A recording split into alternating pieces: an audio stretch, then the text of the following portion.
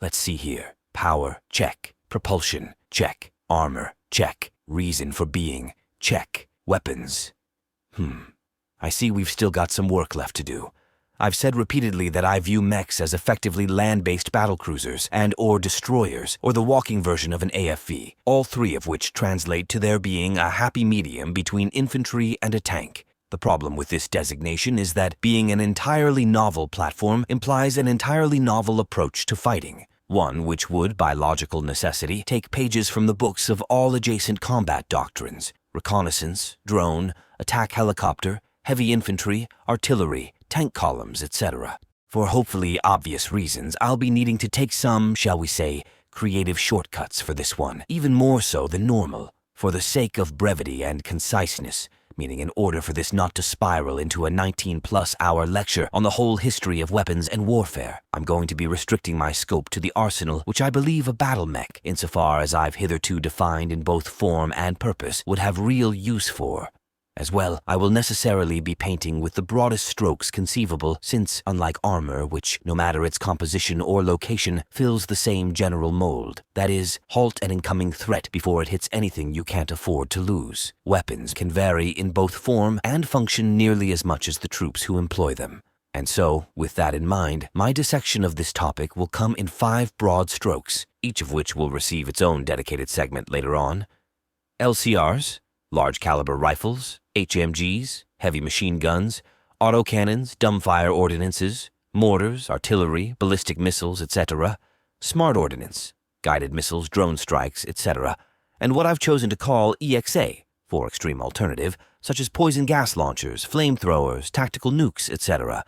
Those of you with knowledge of firearms may wonder why I would draw a distinction between guns like the 50 Beret and the M2 Browning, since with proper trigger discipline or the right fire controls, there's no reason the latter can't be made to operate like the former, and the weight and recoil are functionally non-issues since we're talking about arming what is essentially a construction digger with opposable thumbs. Well, the reason I draw a line between the LCR and HMG is because for the former, I'm actually thinking more along the lines of big game rifles such as the 5 and 700 Nitro Express, among many others, recoilless rifles or what I can only call bolter-esque launchers like the XM25 and or the Mark 19. And yes, I know the second one is technically a machine gun, but unless you plan to make like Reggie in his video where he makes every gun in Fallout 4 fire mini-nukes, where for those who haven't seen it, he struggled to go 10 shots without accidentally yeeting himself into the afterlife, and assuming you're not going to deliberately instill your mech pilots with main character syndrome so that they wantonly throw themselves at clearly superior enemies with little or no regard for actual strategy, then you're going to want to give them something that's more precise, robust, and versatile, which is where things like the M2 enters the equation. Being, as it is, the single longest-serving weapon in modern military history, rivaled only by the 1911, with some presently serving guns being as many as 6 times the age of the soldiers using them, it only makes sense for me to use it as the benchmark against which the other options are judged. And yes, this is also heavily influenced by Obsolete's Exos, as seen here wielding a modified variant of the same as a supersized battle rifle. And as anyone with a working knowledge of firearms also knows, the big advantage of a 50 cal round is the amount of volume space it offers for payloads like explosives, depleted uranium, or phosphorus, hence high versatility, reliability, and power. And of course, having 100 years of trials and tribulations backing it up makes it all but untouchable as a primary service weapon in my book. Now, it's worth mentioning what delineates an autocannon from a machine gun, as from the outside it can seem a rather arbitrary line to draw. So far as I can tell, a machine gun is a fully automatic weapon which fires conventional rifle cartridges, 5.56, 7.62, 50 BMG, etc., whereas a cannon fires larger cartridges. You'll notice I'm saying cartridge and not caliber. This is because caliber merely refers to the diameter of the bullet, whereas the cartridge refers to the totality of the ammunition, including its projectile size, its propellant charge, etc. 2 rounds of the same size caliber can vary wildly in their power and range potentials due to having different powder charges, as you can plainly see here with the 50 Beowulf versus the 50 BMG.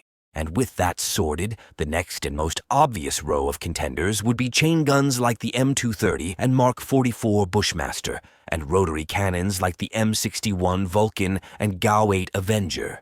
In brief, the pros of both are the inherent reliability, versatility, and easy upward scalability of their mechanisms, as not relying on recoil force to advance. The feed means they can be effectively fire rate and cartridge size agnostic, meaning they can be readily scaled up or down without the need for radical retooling, something which cannot be said for recoil-operated systems like the M2 Browning. As well, having externally driven actions makes them all but immune to jamming. However, the trade-offs are that, due to their reliance on external motors, as well as their excessive recoil, they require a large, stable platform to operate effectively, thus precluding them from use by infantry or lighter vehicles like UTVs or motorcycles. A good compromise, you might argue, is something like the XM25 or Mark 19, which are 20 and 40 millimeter grenade launchers respectively. Essentially, imagine a 40K bolter and heavy bolter, sans the rocket boosters, now give them programmable ammunition, the advantages of which should be intuitively obvious, although the disadvantage of it being anywhere from 20 to 50 times more expensive per round depending on the time, place, quantity, and quality of the purchase is obviously a factor worth bringing on board also.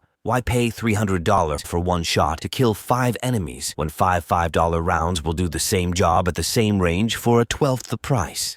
Plus, you can store and transport at least 8 of the latter for every one of the former. This same counterintuitive principle of quality of quantity holds true for artillery and specialty weapons. Why spend $1 million on a single smart bomb or missile when a dozen basic artillery shells with a drone spotter will do the same job, and then some won't cost a tiny fraction as much and won't require a production and logistical apparatus that I'd need a whole separate video just to outline? The pattern you might have started to notice is that dumbfire ordnance, lacking an onboard guidance system and the host of complicated, expensive electronics that go along with that, tend to be far cheaper and more reliable, and are less susceptible to electronic countermeasures like jammers, again as demonstrated by the ongoing proceedings over in Ukraine, which is why I suspect the same war's prima modus has become the humble artillery gun, albeit ones with substantial automotive overhauls, with ordinary field guns being all but completely replaced by mobile, auto-loading, semi-autonomous, computer-controlled, drone-sighting mobile pieces, many of which on both sides reportedly have displacement times of under a minute, have effective ranges of between 20 and 30 miles, and can hit a target the size of themselves within anywhere from 180 to up to 30 seconds of spotting them. However, there are also smaller variants like this one I showed off briefly last time,